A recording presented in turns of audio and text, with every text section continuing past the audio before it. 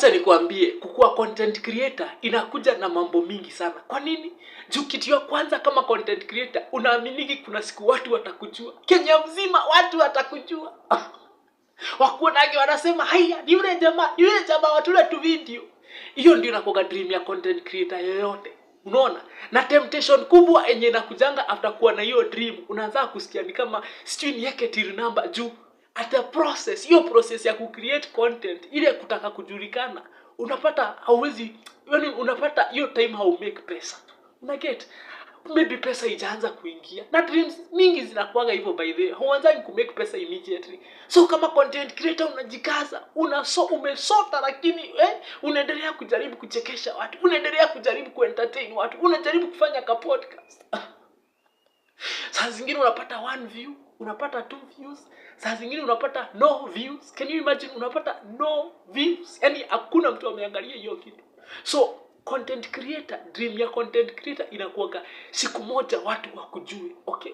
Alafu sasa juu umejulikana, umefika pahali maybe umejulikana, unaanza ama hata ile time unafanya content kabla ujulikane, unaanza kujiambia, ama nianze, unaanza kukuwa na temptation kama ama niweke till number, ama niweke namba yangu niambie watu wanisaidiange ka M-Pesa unaona? Na ndio siku hizi unaona tu content creator pia wanaweka till number.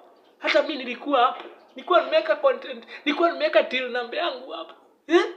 Na si uongo, nimekula to 50, nimekula to 100. I think pesa mingi nishaipata ni I think nishaipata almost 200 kasi sijakosea. So ina work, si ati hai work. Ina work, unawezekea watu till number. But the biggest thing, unataka watu wakujue. Kwa nini? Because unataka brands, unajulikana hivi, unaingia hivi, wanasema kuja hapa, tunauza furniture hapa, kuja hapa, tunauza mattress hapa. Unataka watu wakujue ndio upate tu job kama huko. Una get? So ni kazi. Ukiona content creator, usimdharau, ni kazi. Kuna kitu anatamani kufika. Kuna pahali anatamani kufika, okay? Na saa kitu ya mwisho inakuanga, na ukifika hapo, halafu umemaliza 1 year, watu waanze kukusahau.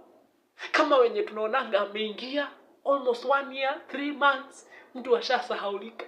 Hafu unaanza kuulizwa, huyu alienda wapi? Mkinijua nikijulikana, msinisahau, msiwahi nisahau.